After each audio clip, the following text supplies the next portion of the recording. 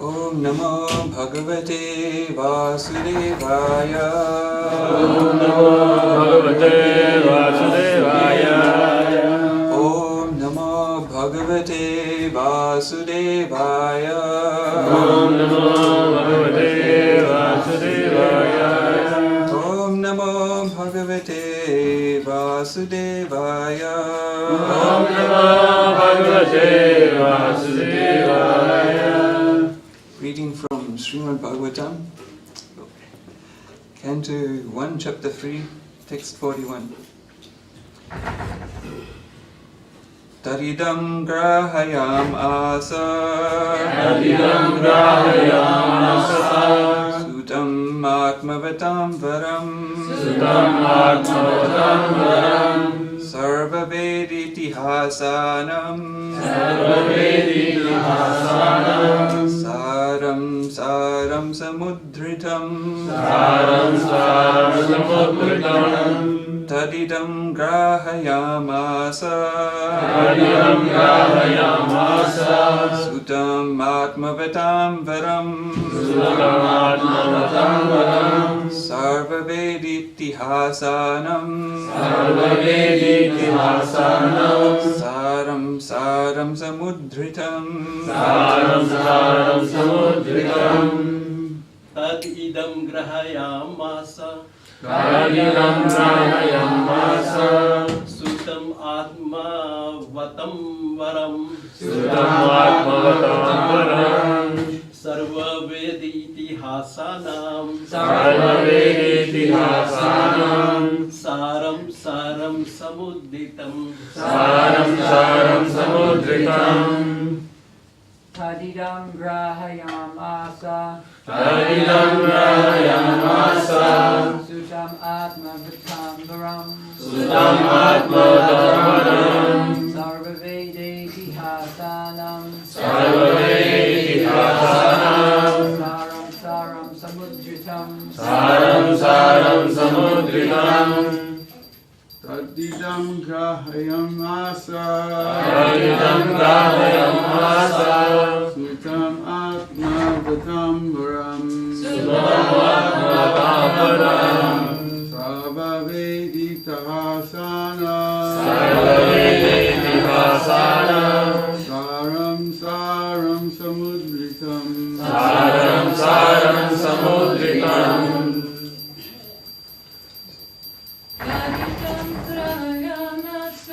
Taridam grahayam asa. Sutam atmavatam varam. Sutam atmavatam varam. Sarva veditihasanam. Sarva veditihasanam. Saram saram samudritam. Saram saram samudritam. Taridam grahayam asa. Sutam atmavatam varam. Sarva veditihasanam. Saram saram samudritam. Tat. That. That. Idam. This. Grahayam asa. Grahayam asa. Made to accept. Made to accept. Sutam. Unto his son. Atmavatam. Atmavatam. Of the self-realized. Of the self-realized. Varam. Varam. Most respectful. Most respectful. Sarva. All. Veda. Books of knowledge. Itihasanam. Of all the histories. Saram. Cream. Saram. Cream. Samudritam.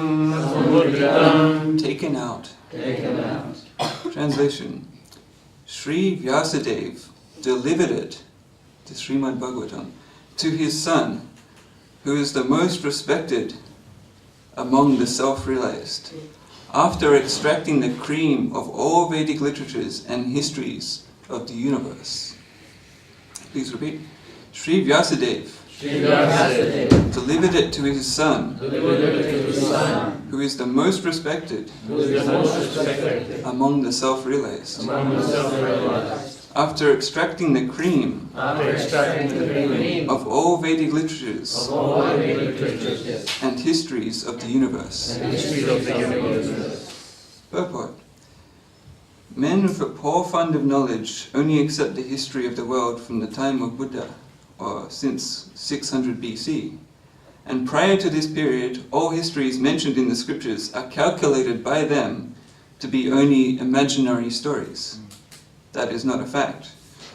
All the stories mentioned in the Puranas and Mahabharata, etc., are actual histories, not only of this planet, but also of millions of other planets within the universe.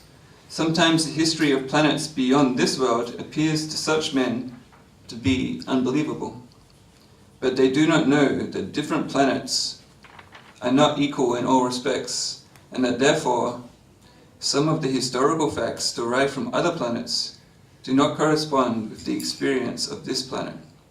Considering the different situation of different planets, and also time and circumstances, there is nothing wonderful in the stories of the Puranas, nor are they imaginary. We should always remember the maxim that one man's food is another man's poison. We should not therefore reject the stories and histories of the Puranas as imaginary. The great rishis, like Vyasa, had no business putting some imaginary stories in their literatures. In the Srimad Bhagavatam, historical facts selected from the histories of different planets have been depicted. It is therefore accepted by all the spiritual authorities as the Mahapurana. The special significance of these histories is that they are all connected with activities of the Lord in a different time and atmosphere. Srila Shukadeva Goswami is the topmost personality of all the self-realized souls, and he accepted this as a subject of studies from his father, Vyasadeva. Srila Vyasadeva is the great authority, and the subject matter of Srimad Bhagavatam being so important, he delivered the message first to his great son, Srila Shukadeva Goswami. It is compared to the cream of the milk. Vedic literature is like the milk ocean of knowledge. Cream or butter is the most palatable essence of milk. And so also is Srimad Bhagavatam, for it contains all palatable, instructive, and authentic versions of different activities of the Lord and his devotees. There is no gain, however, in accepting the message of Bhagavatam from the unbelievers, atheists, and professional reciters who make a trade of Bhagavatam for the laymen. It was delivered to Srila Shukadeva Goswami, and he had nothing to do with the Bhagavat business. He did not have to maintain family expenses by such trade. Srimad Bhagavatam should therefore be received from the representative of Shukadev, who must be in the renounced order of life without family encumbrance. Milk is undoubtedly very good and nourishing, but when it is touched by the mouth of a snake, it is no longer nourishing. Rather, it becomes a source of death. Similarly, those who are not strictly in the Vaishnava discipline should not make a business of this Bhagavatam and become a cause of spiritual death for so many hearers. In the Bhagavad Gita, the Lord says that the purpose of all the Vedas is to know Him, Lord Krishna, and Srimad Bhagavatam is Lord Sri Krishna himself, in the form of recorded knowledge. Therefore, it is the cream of all the Vedas, and it contains all historical facts of all times in relation with Sri Krishna. It is factually the essence of all histories. Om Jnana Timirandhasya Jnananjana Shalakaya Chakshurun Militam Yena Tasmai Shri Gurave Namaha. So we'll just have a look at the verse itself, and then we'll cover some of what Prabhupada's addressing in the purport.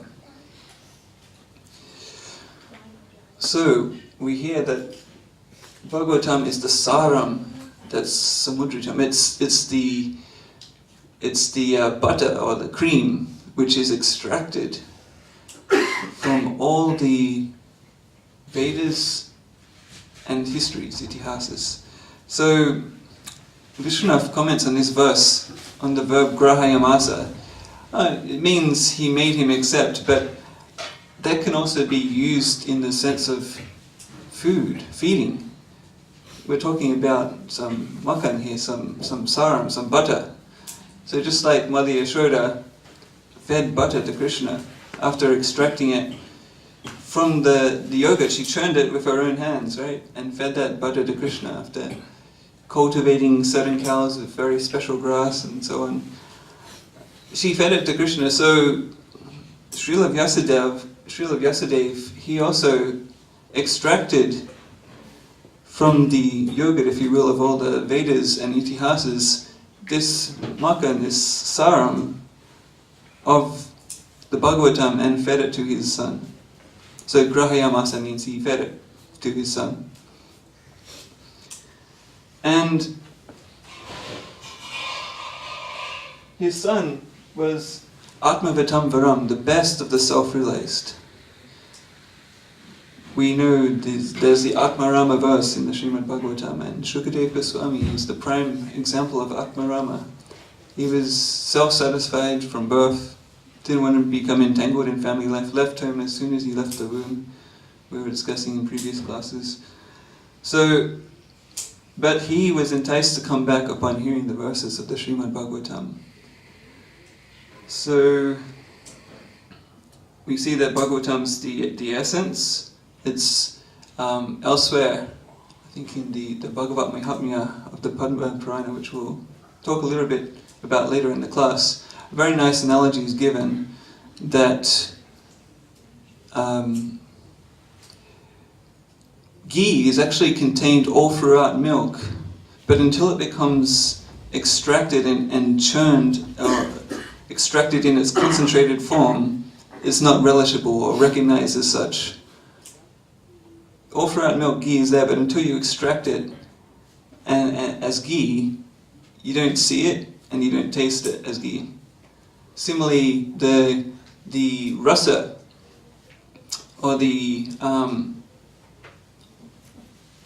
key tasteful ingredient in a fruit, it's actually there all throughout the tree. It's flowing throughout the trees, you know, what do you call it? Not blood or... Sap, yeah, sap, that's the word. It's flowing all throughout the tree, but if you bite on the branch of the tree, you won't taste that rasa. It only becomes tasted or evident when it's concentrated in the form of the fruit on the tree. So that's how the Srimad Bhagavatam starts. Galitam phalam, right? It's the fruit that's so ripened that it's fallen by itself off the tree of the Vedas. So you can't get it at any more peak rasa, any more peak tastefulness of a fruit than at that point. So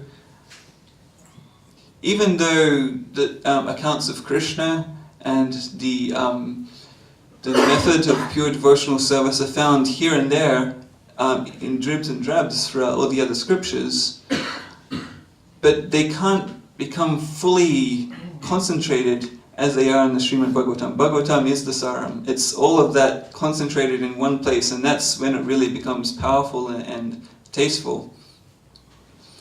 So we hear itihasa is the word here. Itihasas is even though it's its own category, describing history such as the Mahabharata and Ramayana. Here also it kind of includes the Puranas, so it's like the Itihasas and the Puranas. And Itihasa is the breakup of it. It's iti, thus, ha, indeed, asa it was. Thus indeed it was, is the meaning of the Itihasas, right? And it's a history, right? Thus indeed it was, that's how it happened. It's a history. And the Puranas, which Sridhar Swami explains the word Purana as Pura Api Nava. Even though it's old, it's Nava, it's still new. So even though it's history and it's accounts of things happened long ago, but that knowledge is still relevant today. So that's Purana. And Veda, the very means by which we can know. Just like we have Tato Jayam Udirayat, the very means of conquest. It's what we call an instrumental word. One should recite this Bhagavatam, which is a Jaya, a means by which you will conquer over material existence. So the Veda is that by means of which you can actually really know anything. So the Vedas, the Itihasas, the Puranas, and the essence of all of that is the Srimad Bhagavatam. So the Srimad Bhagavatam, it's the last work of Srila Vyasadeva, as we know, but it's also referenced in earlier works. It's one of the, it's very unique in that it's referenced in other Puranas, you could say somewhat ahead of its time or as a preview. There's Mahatmyas, Bhagavat Mahatmyas in the Padma Purana and the Skanda Purana. So I don't think we see this as such for the other Puranas, that they're referenced that much throughout the other Puranas, right? We see it mainly for the Srimad Bhagavatam. It was something very special even for the sages at that time. So what I thought I would do is just give us a little synopsis of What's the fine on you? oh, down there, thank you. I'll give a little synopsis of those two Bhagavat Mahatmyas because they help us appreciate the Srimad Bhagavatam, which is the point of today's verse. So one of these Mahatmyas was actually translated by Gopi Pranadhana Prabhu, who I had the good fortune of studying under for many years, about 10 years. And it's said that one should study the book Bhagavata from the person Bhagavata. And I was fortunate to find Gopi Pranadhana Prabhu, who was a very hidden gem in Govardhan. Probably most people might not have heard his name before the Brihad Bhagavatamrita was printed, but it was actually him that finished the Srimad Bhagavatam after Srila Prabhupada's departure. Hridayananda Maharaj got a lot of the credit because he was the big sannyasi, but actually most of the work was done by Gopi Pranadhana Prabhu. And so that's most of the 10th canto, the 11th canto, and the 12th canto. So I remember, just to give a bit of a background before we go into the Mahatmyas, I remember when I first met Gopi Pranadhana Prabhu, because I was staying in Vrindavan at the time, I was with Indra Prabhu on the 24-hour kirtan, and somehow I was wishing in a Bhakti Shastri on the side, and while I was doing that, one of the devotees I was studying with was learning Sanskrit, and he got me into learning Sanskrit, and then somehow actually most of my attention went into that, and I was doing like, I don't know, maybe 7 or 8 hours a day of that, and maybe 1 or 2 hours a day of Bhakti Shastri. So my enthusiasm went a bit in that direction, and some devotees told me about this devotee, Gopi Pranadhana Prabhu, and his house is very hard to find. He's like in some obscure side street of Govardhan, but sometimes he goes to the Govardhan Palace of, where Keshava Bharati Maharaj stays. And so I went there to try and meet him. I didn't have any contact. I just thought I'd try my luck and take a motor rickshaw out to Govardhan. And I was asking all around the palace, does anybody know where is the house of Gopi Pranadhana Prabhu, how I can find him? And they said, oh, he's actually here at the moment. He's giving a Bhagavatam class in one room. So, because they have a lot of local devotees there, so there was a local class going on in the Arisan language, but Gopi Pranadhana Prabhu was giving class to one person in a room.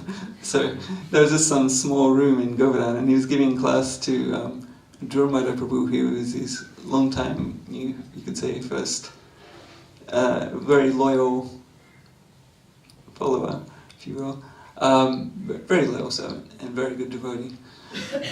So he was just giving class to one person, and I just went and heard, and I just kind of slipped in mid-class and heard the class, and he probably didn't know who I was or how I just suddenly appeared in that room, but he let me hear the class, and it was an amazing class. And afterwards I asked a few questions which, you kind of don't usually ask, the guru stumper questions, which you don't usually ask a speaker because you don't want to put them on the spot in case they don't have the answer or whatever. But questions that had been saved up for a long time, and he really answered them very, in a very deep and very satisfying and very impressive way. And I was just immediately really just really inspired, and I asked him, could I come and move out to Govardhan and stay with him?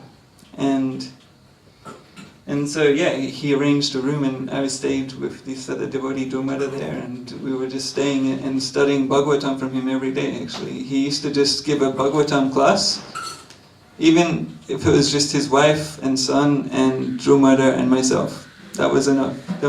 He was just always studying the Bhagavatam, and it doesn't matter how many people were hearing or not. And so we were hearing, and then we were helping him, take care of the cows in his house, doing the Go Seva like good disciples or such. And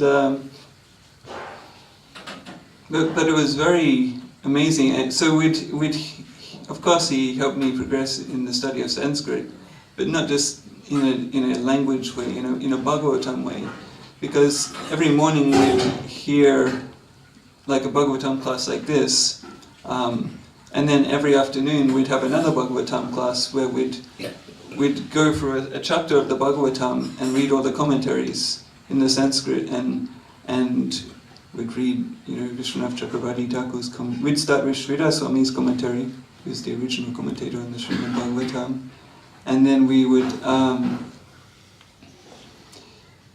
read Vishwanath and Jiva and so many others.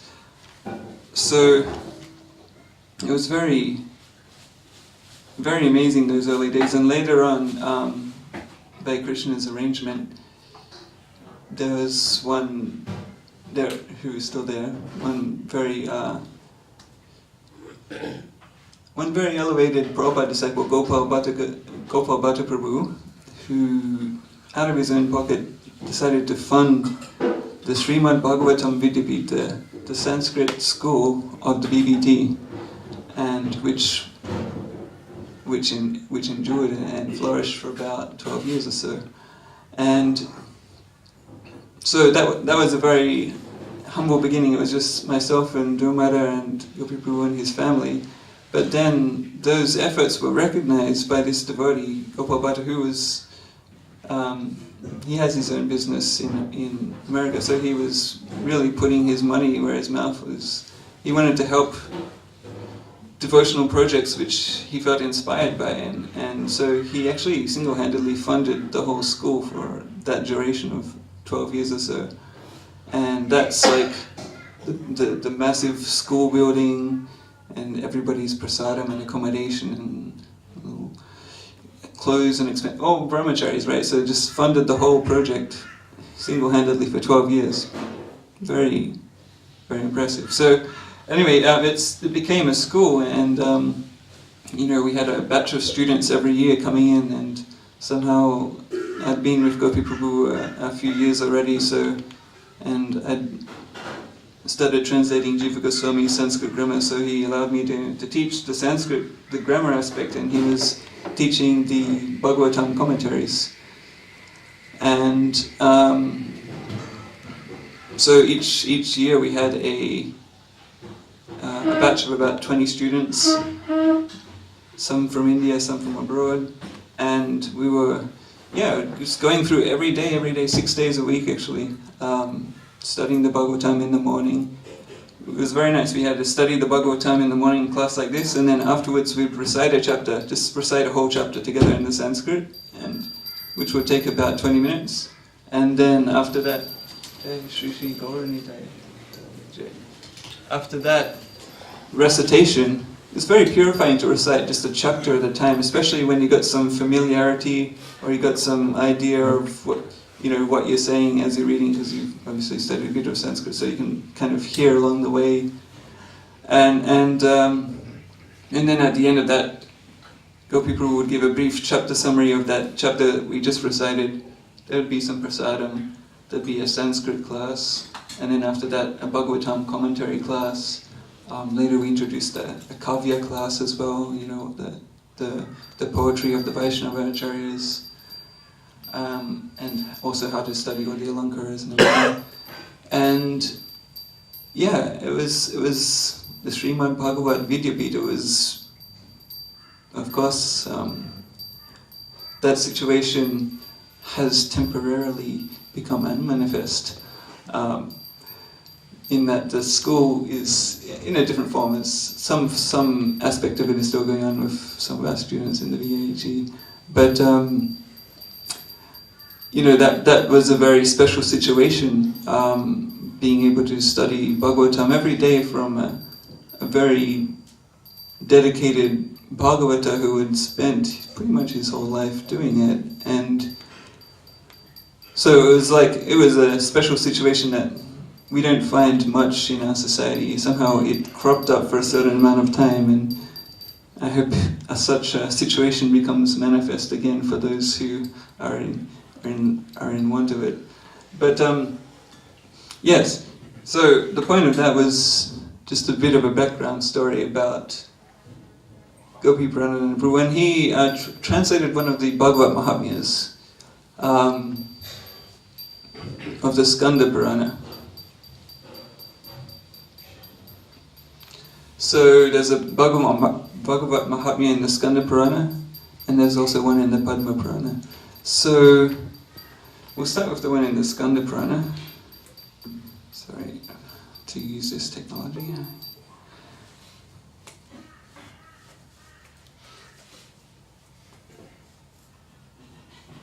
Is it ever published, that translation? It's in the folio actually. I don't think it was actually published. I don't think his version was actually published in a hard copy. But if you get the latest version of the Acharya folio, and if you go to books by just down the bottom, books by other scriptural writings. I think there's a tab called Other Scriptural Writings towards the bottom. If you expand that, there's Brihad Bhagavatam. There's also this Bhagavad Mahatmya of the Skanda Purana. So we won't, of course, read the whole thing, but one of the important... the one in the Padma Purana is there's more of an in-depth story there, which we'll get to after this, but the one in the Skanda Purana talks mainly about the different kinds of speakers and listeners of the Srimad Bhagavatam, which is also a very interesting point. So we'll just hear that first, and then we'll also hear something from the Padma Purana Mahatmya.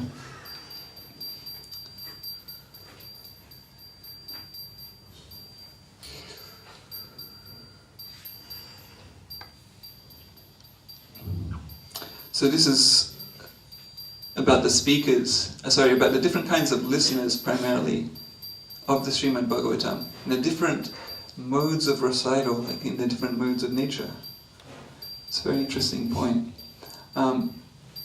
Who can understand the authenticity of Srimad Bhagavatam, which is the unlimited sound representation of the Lord? In the beginning of creation, Lord Hari spoke 4 verses to Lord Brahma. O Brahmanas, only personalities such as Brahma, Vishnu and Shiva are able to attain the desired goal by merging into the ocean of the unlimited Srimad Bhagavatam. Others are unable. So whatever Sri Vyasadeva has described in the conversation between Parikshit Maharaj and Shukadev Goswami for the benefit of the less intelligent, that is known as Srimad Bhagavatam. Srimad Bhagavatam consists of 18,000 verses. and it is the only shelter for those who are captured by the crocodile of Kali. Now I will describe those who listen to Srimad Bhagavatam. There are two types of listeners, superior and inferior.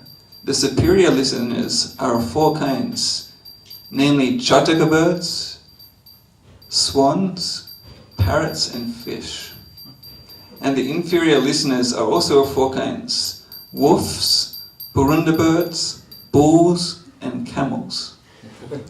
Alright, so let's see what this is leading to. First the four superior ones I mentioned.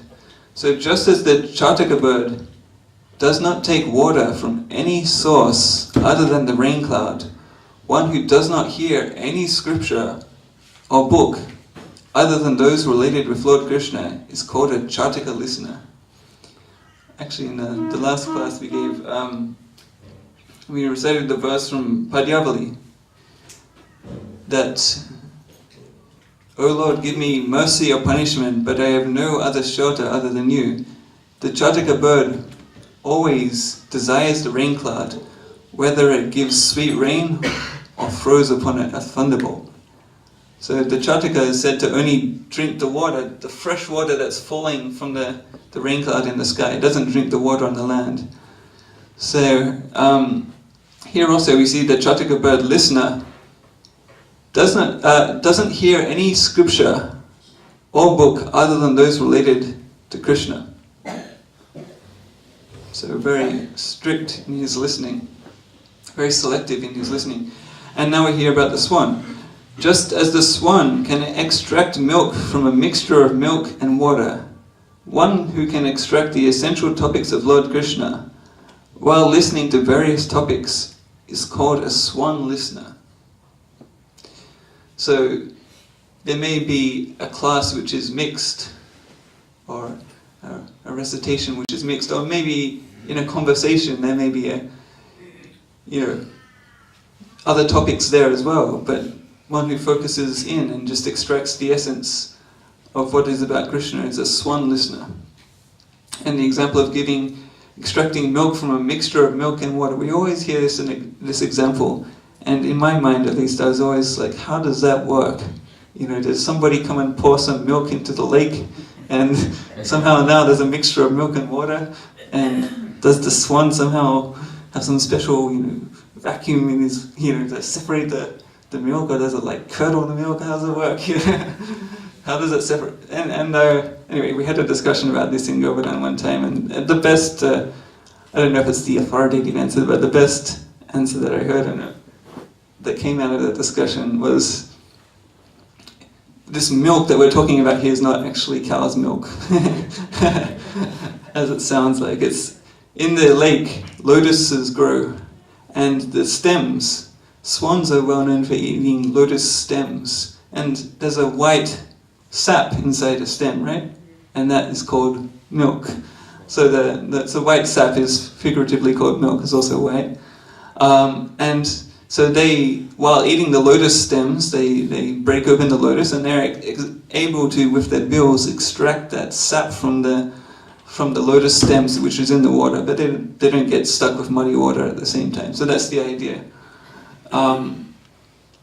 Sometimes we see also in Hamsaduta, right, the swan messenger, this is the gopis, I think Lalita wants to reward the swan with some fresh lotus stems, right? Because that's their food. So, the next category of superior listener, a parrot. Just as a parrot can recite to its master and others whatever it is taught, one who can nicely repeat the topics he has heard from the scriptures to his guru and other listeners is called a parrot listener. So, especially traditionally, the students, especially when they're young, they're first taught to just recite the scriptures. The guru sings it, the students hear it, and they parrot it back as a recitation. The meanings come later. When they're very young, they just memorize the Vedas. Just memorize, cram those slokas. And later then they learned the grammar, they learned the dictionaries, they learned the kavya, and they learned the 6 Vedangas and so on, and then they can put what they've memorized into, they can then reflect in it, understand it, and get it some maturity of understanding around it. But first they just memorize, and it's a parroting. So the guru recites, the student hears, retains, memorizes, and then they repeat it back to the guru. So they're called a parrot listener.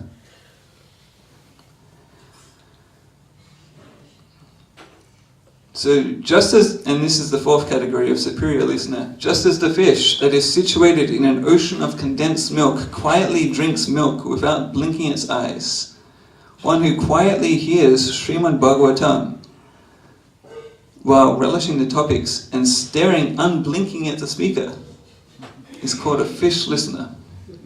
So just really rapt attention. Just lapping it up and just intensely gazing at the speaker with full attention, not even blinking the eyes. So that's a fish listener.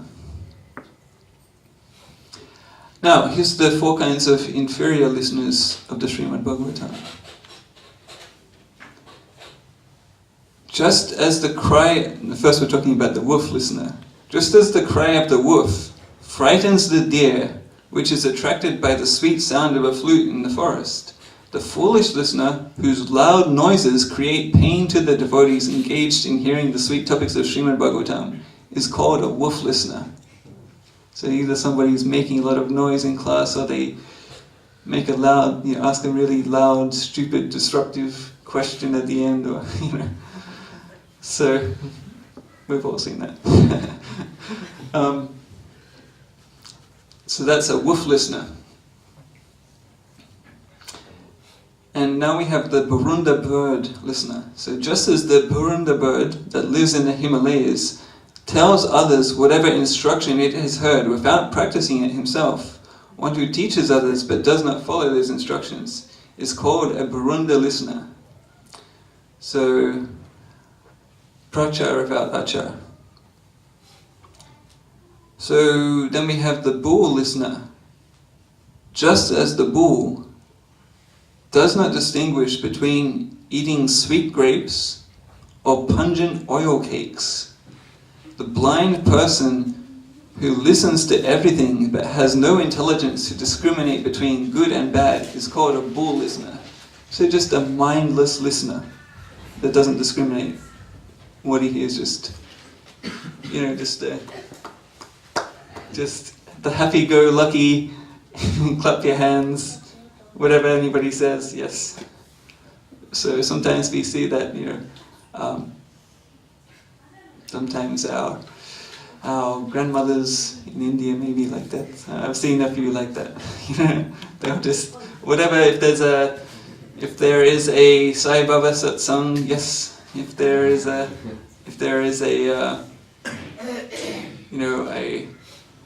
Satyanarayana Katha, very good. If there's a Jain Katha, very good. Just whatever's going on, whatever spiritual program is going on, they'll just attend and, So that's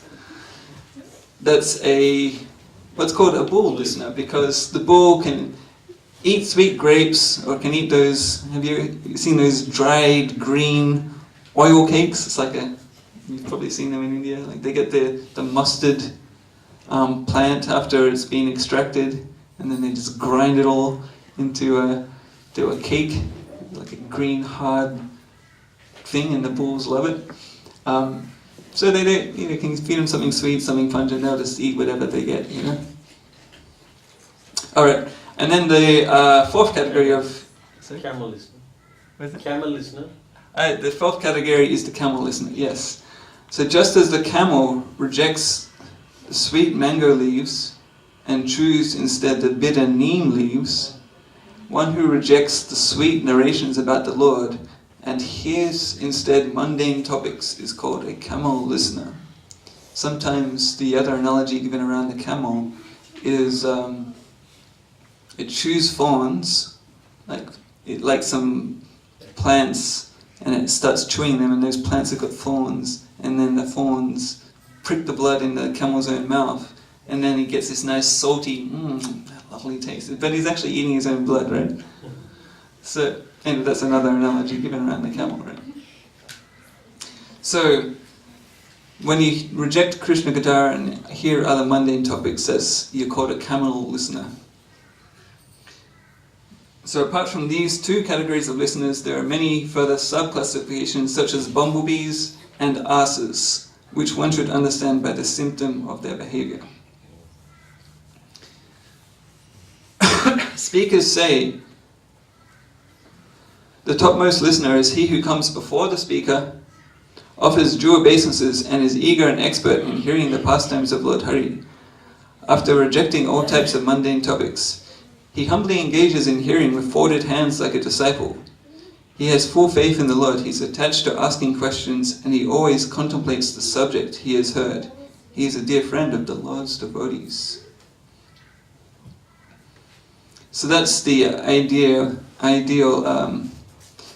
kind of listener. You first come before the speaker, offer obeisances, humbly engage in hearing with folded hands like a disciple, while having full faith in the Lord while you're hearing, attached to asking questions, always contemplates the subject he has heard. Like Viraj, you always tell the story of your Guru Maharaj. The difference between a devotee and a good devotee is 5 minutes. Is that right? So taking notes afterwards and just contemplating the subject, vicharana prabhu, right? And also he's a dear friend of the Lord's devotees, really not just hearing, but also keeping association with the devotees. The topmost speakers who are respected by all sages are those whose hearts are attached to the Lord without hankering for anything else. They are the well-wishers of all. They are merciful to the fallen, and they are expert in learning the truth by various arguments. Now, O Brahmanas, please hear the procedure for hearing Srimad Bhagavatam in the land of Bharat. Simply by hearing these rules, one enjoys everlasting happiness. There are 4 kinds of service to the Srimad Bhagavatam: Sattvic, Rajasic, Tamasic, and Nirguna. Enthusiastic service, which is joyfully performed in 7 days, like a pompous sacrifice with various types of worshipful ingredients and hard labor to construct a pandal and so on, is called Rajasic Bhagavat Seva. So when you just make a big, pandal saptaha, 7 days, that's a Rajasic Bhagavat Seva. Service which is peacefully performed over a month or 2, while relishing the topics and thus increasing one's ecstasy, is called Sattvic Bhagavat Seva. So giving more time, just doing it in a more peaceful fashion without all the pompousness, just pure hearing, chanting, association of devotees. Doesn't have to be a big event and a big pandal and everything. And service which continues for 1 year, which is performed lazily, yet faithfully, which gives happiness, and in which both remembrance and forgetfulness are present, is called Tamasic Bhagavat Seva. So there, you're spreading it out over too long a period. People forget the continuity of the katha. So there's remembrance and forgetfulness of presence is the key lakshana.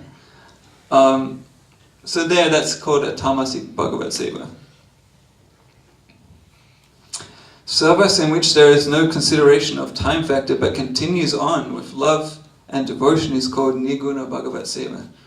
We don't care if it's an auspicious day or not. It doesn't have to be just for a certain amount. It's just every day. Nityam Bhagavata Sevaya continues on with love and devotion. That's the Nirguna Bhagavat Seva. Every day just hearing Srimad Bhagavatam. Doesn't matter if it's a special day or not. It doesn't have to be special. Like Gopi Pranana, can just be one person, can just be the walls. But just Nityam Bhagavat Seva. Okay. So that's some of the key points from the Skanda Purana Bhagavat Mahatmya. we'll have a quick summary of the Padma Purana one. So we know in the Padma Purana one, I think we actually only have one translation, which was by Satyanarayan Prabhu, before he wrote his other book, which got him in a bit of trouble. But he did translate the Padma Purana. It's actually a very good translation. So we can be very grateful for that. And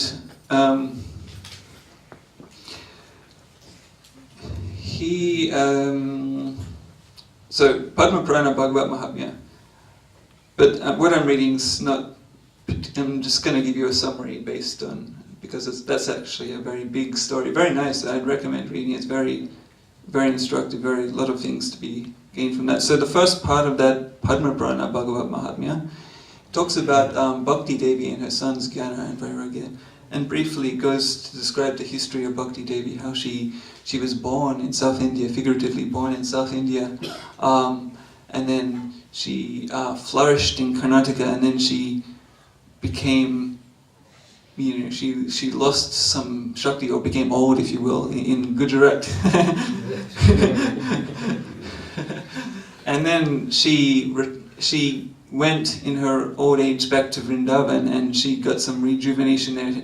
But even in Vrindavan, her sons, even though Bhakti Devi got awakened herself being in Vrindavan, her sons Jnana and Vairagya were still asleep. So you can even be in the Dham sometimes and just be doing, for example, you could just be doing kirtan without Bhagavad Shravan or sadhana. Sometimes our young devotees, they go and join the 24-hour kirtan, which is good. I was on the 24-hour kirtan too, but maybe that's all they're doing without the Jnana and the Vairagya, right?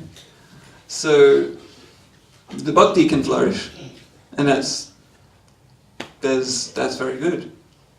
But bhakti, along with her sons, is the package deal, right? So that's when all three are there, then that's the most effective combination. So in that narration, Narada Muni comes and he wants to help Bhakti Devi revive her sons, Jnana and Vairagya. So he first tries to recite various scriptures and they stay asleep. He then recites the Gita. And there's a slight stirring of consciousness when they hear the Gita. It starts bringing them back to consciousness a little bit. But they're still knocked out and asleep. And then Narada Muni recites the Srimad Bhagavatam. And then Jnana and Vairagya become fully enlivened, fully awake, fully back to their normal selves. So in that history we know that Bhakti Devi, Bhakti has its roots in the culture of the Alvas in South India and so on. And then Karnataka, we had great devotees like Madhava. Gujarat, we had Sringameta and so on. And of course Vrindavan. What can you say about Vrindavan? There's so many great devotees, and it's the place of Krishna's pastimes. So of course those are some of the considerations around the first part of the Padma Purana Bhagavad Mahatmya. But then there's also the famous narration there of Gokarna and Dundukari. So there's a very short summary of that here. The instructive tale of Gokarna is found in the section of Padma Purana known as the Glories of Srimad Bhagavatam, Bhagavad Mahatmya. So Gokarna was the adopted son of the Brahmin Atmadev and his wife Dunduli. And Dunduli and her husband also raised her sister's child, who was named Dundukari.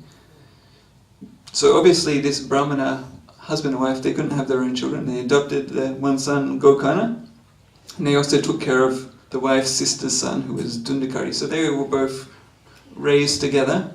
One went on to become a very great devotee, and actually a reciter of the Bhagavatam, Gokarna.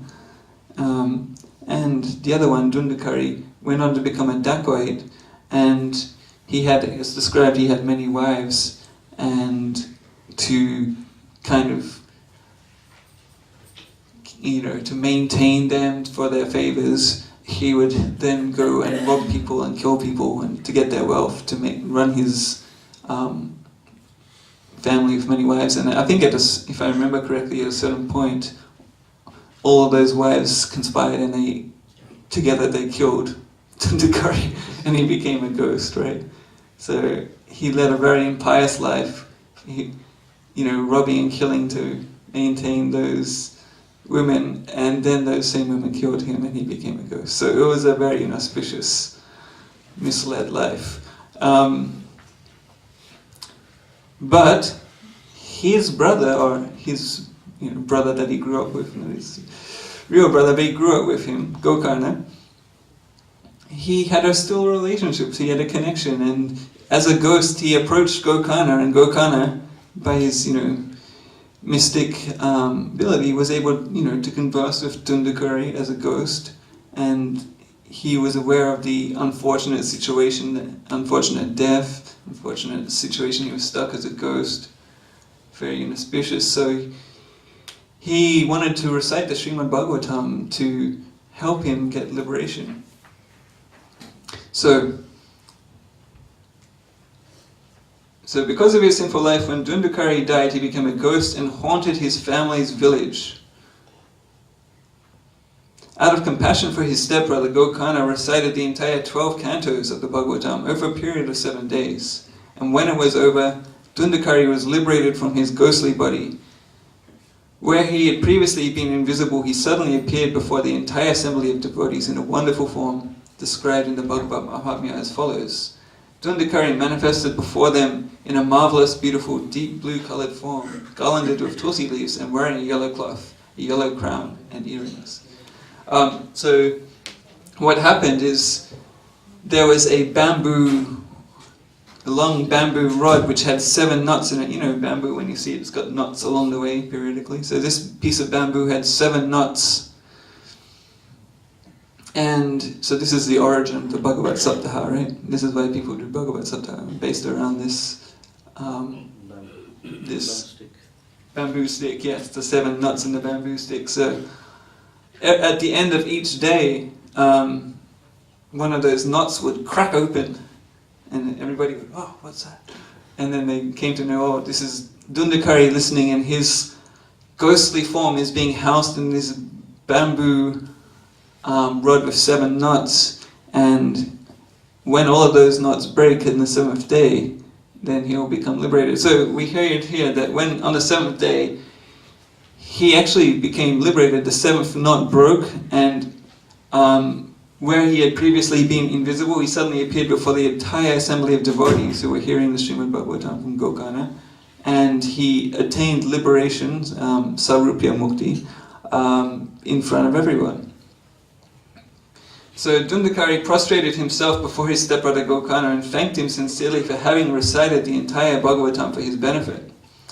As he was himself energetically glorifying the 7-day recital of the Bhagavatam, a marvelous celestial carriage, attended by the residents of the Vaikuntha world, descended into the midst of the assembly, brightening the surroundings with their effulgence. Before the eyes of the amazed spectators, Dundukari boarded the lustrous carriage.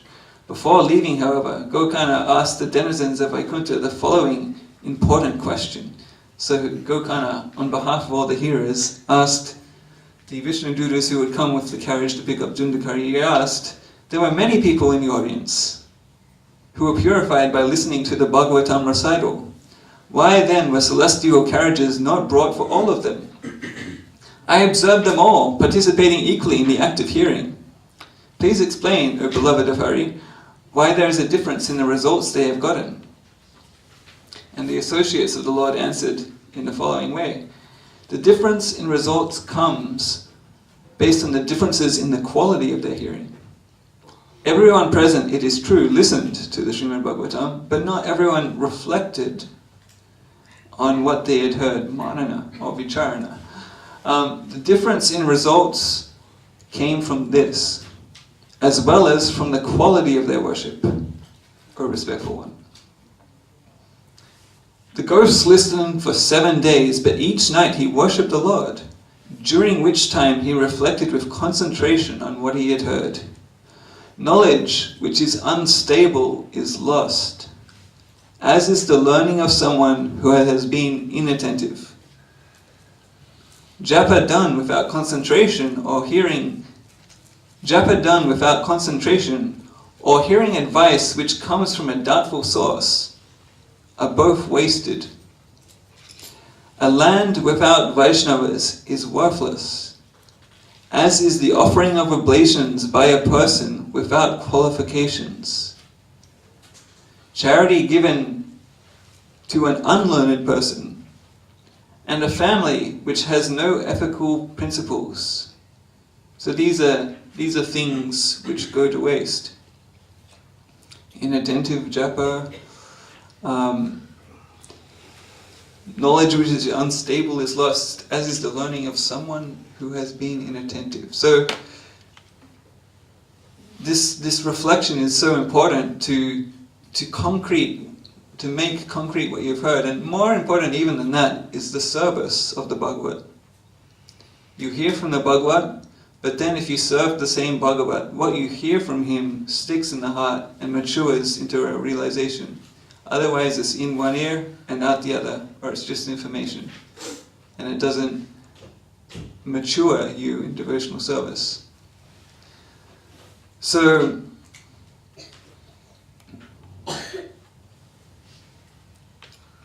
one of the, in the Bhakti Rasamrita Sindhu, there's different kinds of blessings mentioned, Vachika and Hardika. So there's a verbal blessing, which sometimes you're given and you know that you've gotten, because the person states it and you hear it and you know it's there. But more often the blessing is Hardika, from the heart. It's not stated, but when you serve the person Bhagavat or the senior Vaishnava or the Guru, and then when there's a satisfaction from their heart and they wish you well from their heart, they wish you progress, they wish you good fortune, that blessing is Hardika, it's from the heart, and that blessing is what then cements the knowledge you hear from that same person into a realization. So service is very important. Bhagavata Seva, hearing the Bhagavatam, but also serving the person Bhagavata. So they go on to say, the Vishnudutas go on to say, in order to obtain the fruits of hearing the Bhagavatam, one should have faith in the words of the spiritual master and an attitude of humility about his own worth. He should be victorious over the flaws of the mind and have unswerving concentration on the topics he is hearing. When all these people hear the Bhagavatam a second time, they too will gain eternal residence in Vaikuntha. Of this there is no doubt. As for you, Gokana, Govinda will personally take you to Goloka, the abode of the cows. Not just the Vaikuntha chariot. Gokana got to go to Goloka. So, after thus speaking to Gokana, the associates of Lord Hari began to loudly sing the Lord's names, ascending to Vaikuntha with the transformed Dundukari. In the following month of Shravan, next Shravan month, so that's the popular month, right, for doing the Bhagavad Saptaha, the Shravan month. If you stayed in Vrindavan during that time, you see all the pandals pop up in that month. And all the people come from Delhi and so on and so on. And Prabhupada talks about it in the purport we read today, the Bhagavad business. There is a bit of that goes on, of course. Sometimes Bhagavad Saptaha can be a very good thing when it's done by devotees without a desire for material gain. Like, for example, Radha Govinda Maharaj would be an example of a modern proponent of that Saptaha within our society, and it serves a very good purpose, gets all the devotees excited, they come and make an extra effort to hear, they hear more than they usually hear, and the speaker is just in it for the speaking of the Srimad Bhagavatam. He's renounced order of life, like Shukadev Goswami, as Prabhupada said in the purport, and therefore there's a very good result obtained from that. But then you get the Bhagavad business also, the same 7 days. the big pompous arrangement like we heard about, Rajasic Bhagavat Seva. And if those people are grihastas, maybe they're doing it also, with the best intentions that they can from their heart. There may be also good, in a certain way to their, in their own way. They're not necessarily, they're pious people, of course, but they have mouths to feed, and it's their means of livelihood. So that can then enter into the equation, and therefore it can water it down or negate the good effects of, depending on the severity of that contamination. So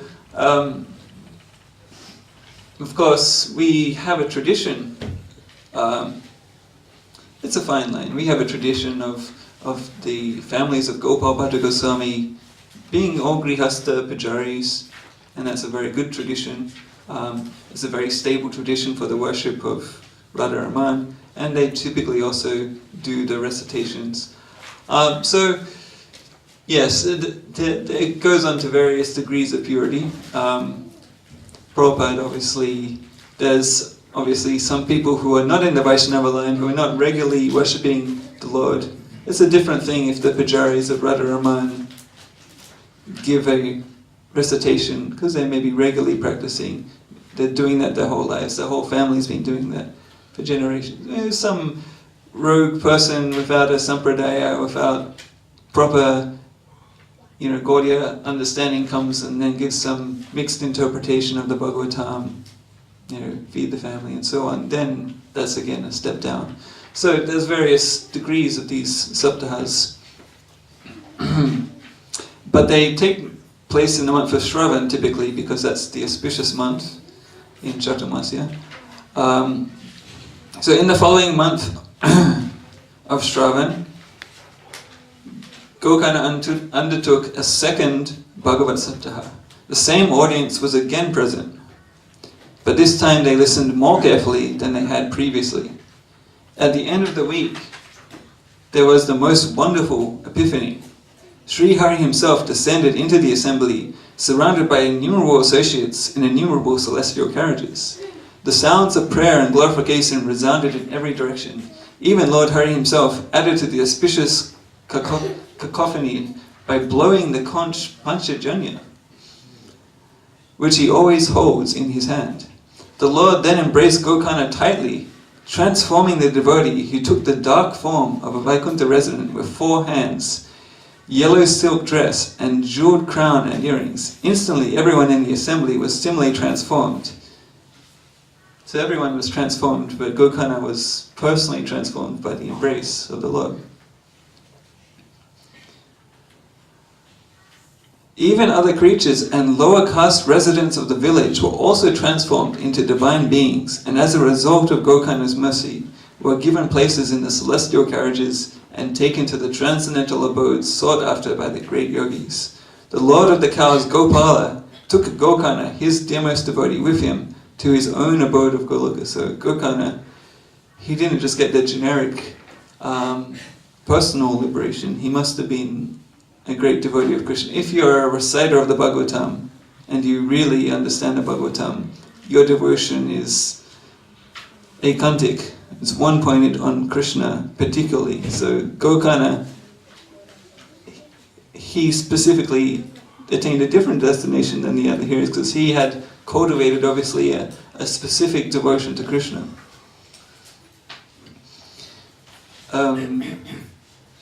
One may perform penances for many lifetimes and not obtain residence in Goloka or Vaikuntha, the fruit of listening to the Bhagavatam for a single week. Just as all the citizens of Ayodhya were taken by Ramachandra to Saketa in Vaikuntha by the Lord's mercy, anyone who listens to the Bhagavatam will be taken to his transcendental abode. For the mercy of Sri Krishna is present in the account of his pastimes found therein. One who recites Bhagavatam as well as those who listen to it will have the great fortune of obtaining this divine reward. So I was going to read something from the CC bit about Bhagavatam, but I think we are running out of time. So we'll do that another time. Is there any questions or comments? Really? Just a simple comment. Firstly, my humble respect to obeisance to you and everyone present here.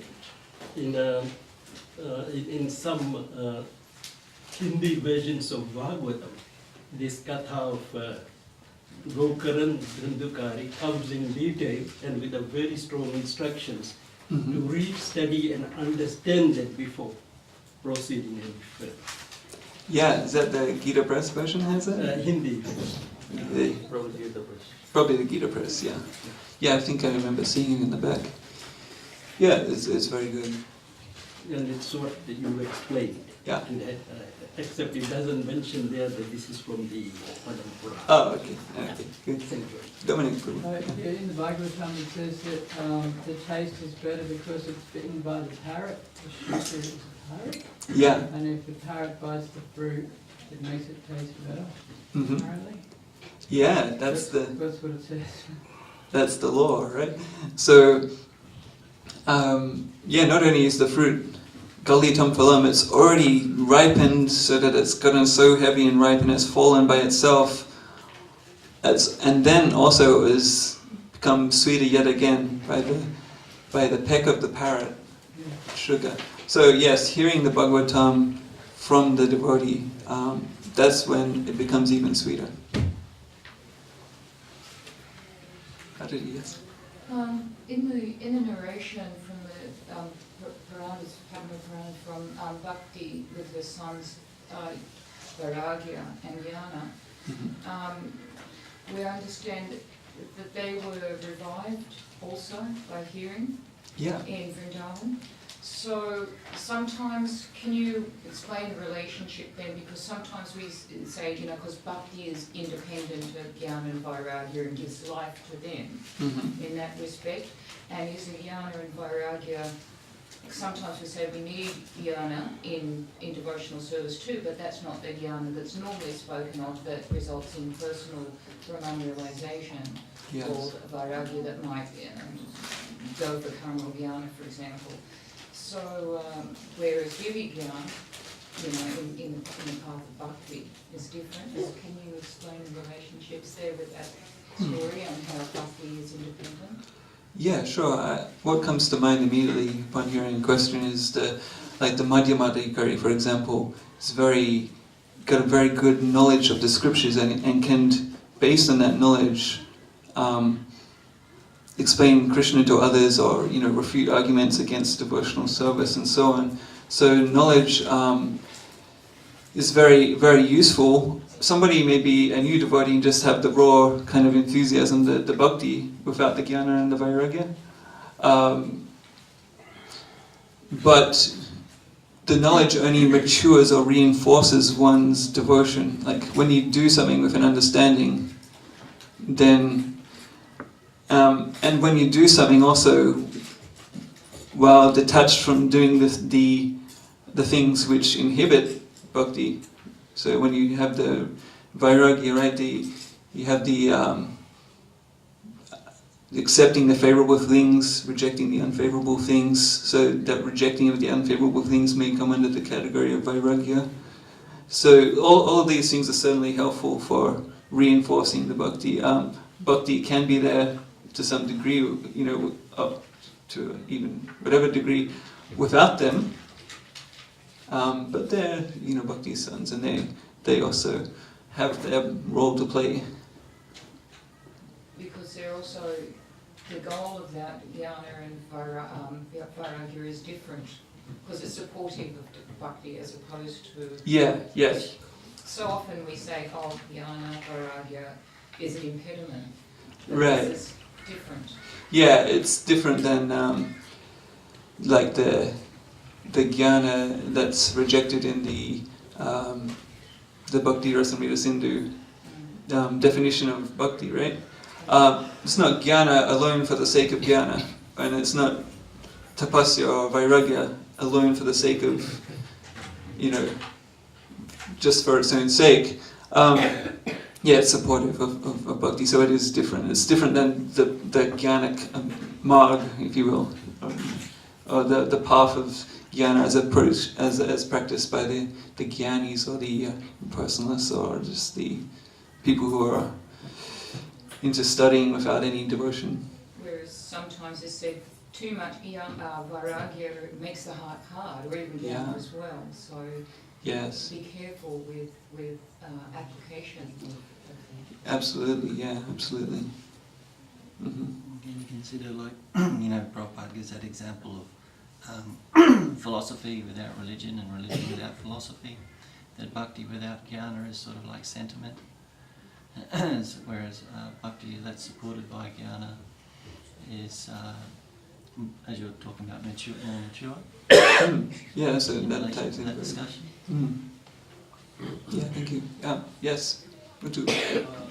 So you mentioned that story, the first time some of them were not attentive, and the second time they were more attentive. Yes. And all of them went back to...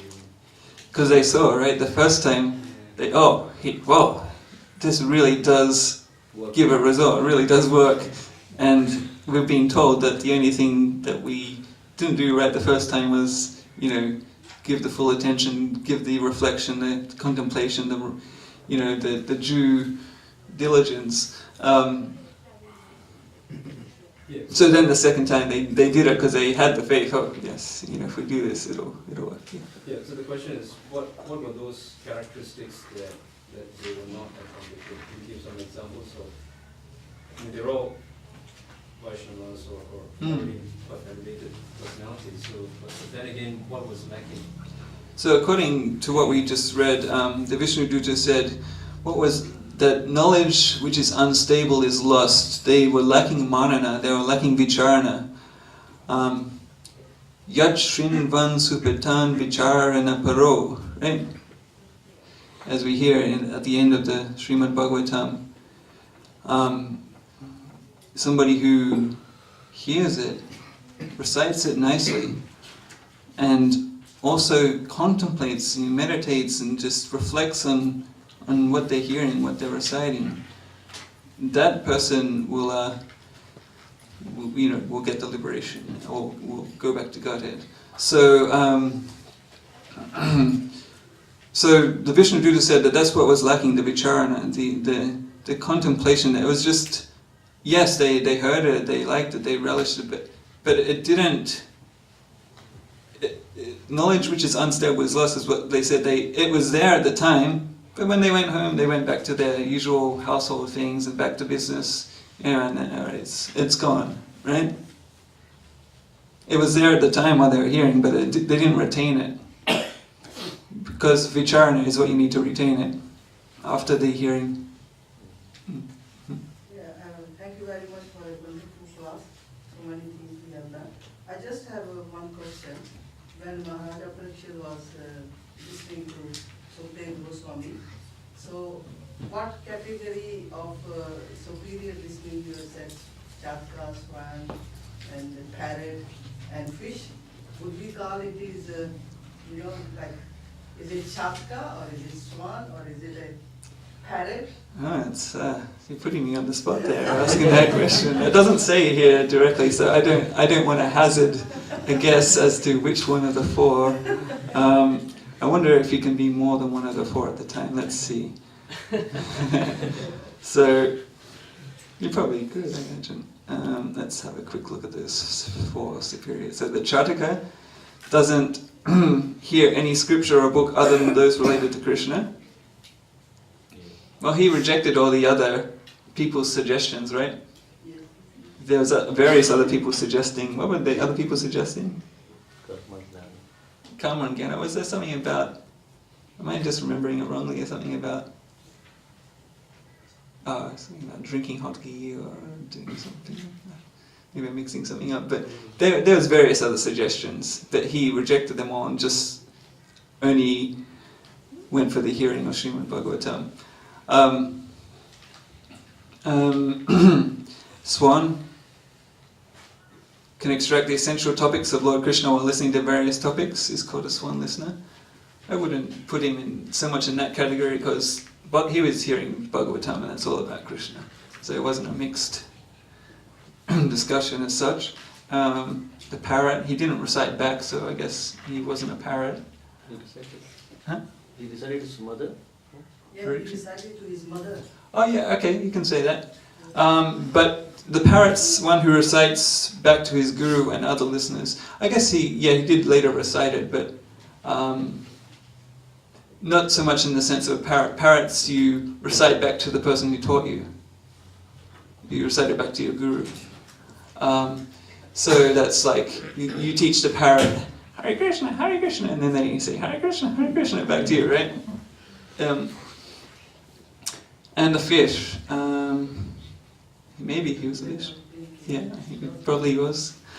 We can only guess, but yes, it doesn't say directly. I think what I believe, I don't know it's right, that all the 4 categories, the brilliant categories, Maharaja Parikshit falls into that. Because when we were listening, like, Chaturvard, he's not concerned about anything, it's only rainwater. And like, swan also extracts milk. And at the same time, parrot repeats, which he said, repeats to us. And then he was so rapt attention that he didn't think of eating or drinking or anything. So I feel from that description, probably he falls into all those 4 categories. Yes, Little bit here, little bit here. Yeah, you can definitely be more than one at once, it seems. Thank you.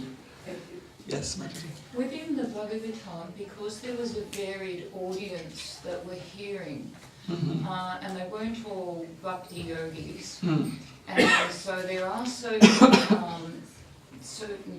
processes and information that was given to pacify the audience as well. And sometimes you see Parikshit Maharaj rejected certain things and wanted, wanted just bhakti. Like sometimes there were suggestions that were either to trick people that might be interested in something other than bhakti, like merging into Brahman in the 12th canto, or even about Prayaschita or different things like that. Practices, parts of yoga and meditation and everything is still given in the Bhagavatam, like in the Bhagavad Gita. So I don't know, but he can be, understanding the essence through all those different topics, even though they are given in the Bhagavatam. Yeah, that's a very interesting point. There's a few points throughout the Bhagavatam where the hearers actually steer the direction of the speaker back towards Krishna, if you will. One thing that comes to mind, the sages headed by Shaunaka, when Sutta Goswami starts narrating about, Maharaj Parikshit chastising Kali, who was trying to kill the bull of Dharma, right? So they say, please tell us why Parikshit did not kill Kali. But please tell us this only if it leads to some Krishna Katha. They say, Yadi Krishna Katashraya, only if it leads to some discussion about Krishna. And elsewhere, Sutta Goswami is about to start narrating some events of the Padma Day, and then they steer him again in a different direction back towards Krishna. and similarly, in Vishwanath Chakravarti's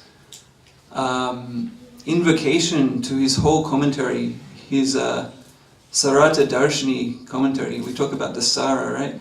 So the Sarata Darshini, it shows the essential meaning of the Bhagavatam, his commentary.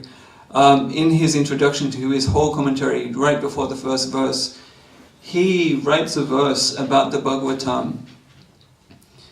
And he says that you've taken the form of a deepa, of a sun,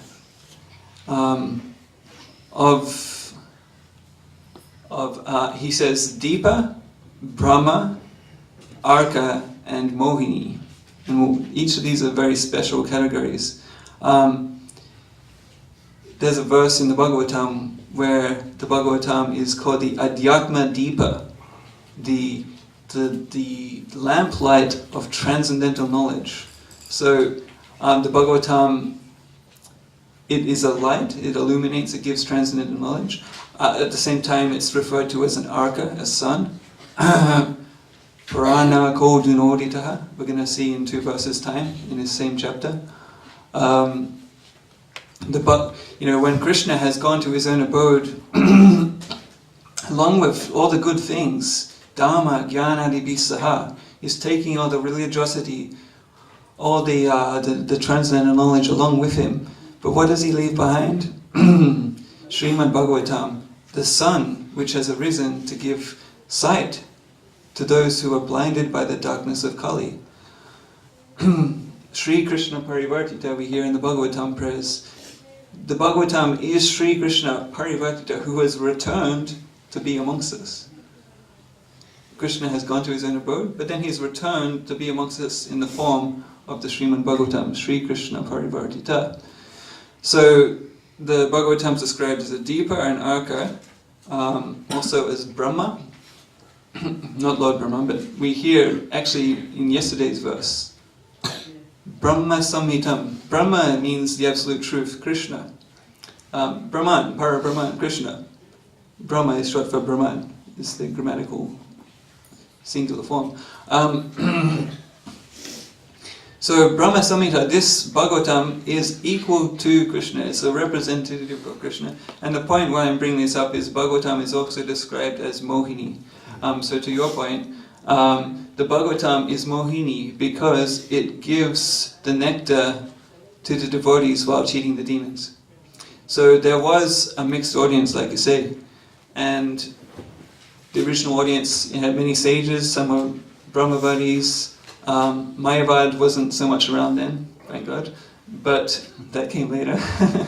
But some were Brahmavadis, some were Gyanis, Vairagis, and so on. Very mixed audience. Some of those sages were, into Mimamsa, which is atheistic. There were various atheistic philosophies. So, yes, the Bhagavatam, while being narrated, acts like Mohini, and it gives the nectarian understanding of Krishna to the suras, or those who are faithful when in hearing, but it also cheats those who are averse to Krishna. So it does. Yes, there you can see from the Bhagavatam. There's in the end there seems to be some places where Shukadeva is talking about hardcore, Brahman right at the end, and it's like, whoa, what's going on? What is going on? But there is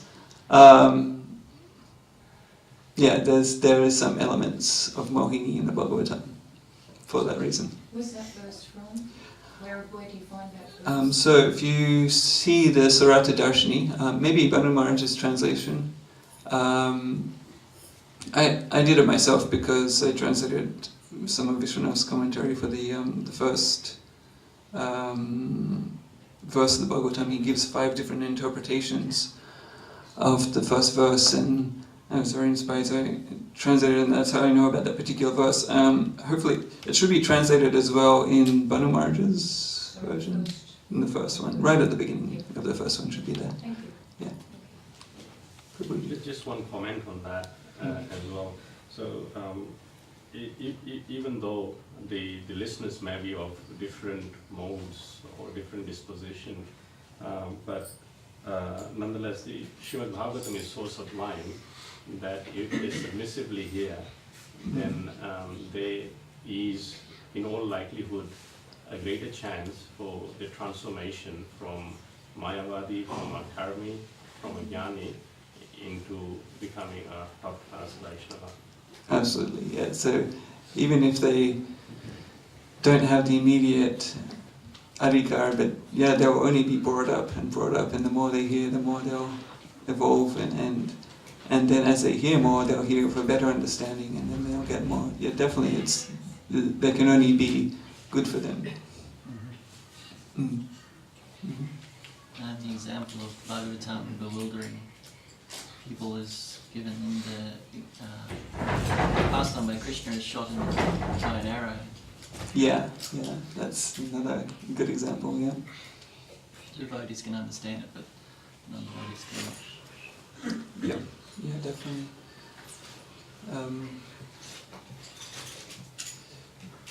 Oh, 9 o'clock already, we better end here. It went on pretty late. Thank you everybody for your rapt attention.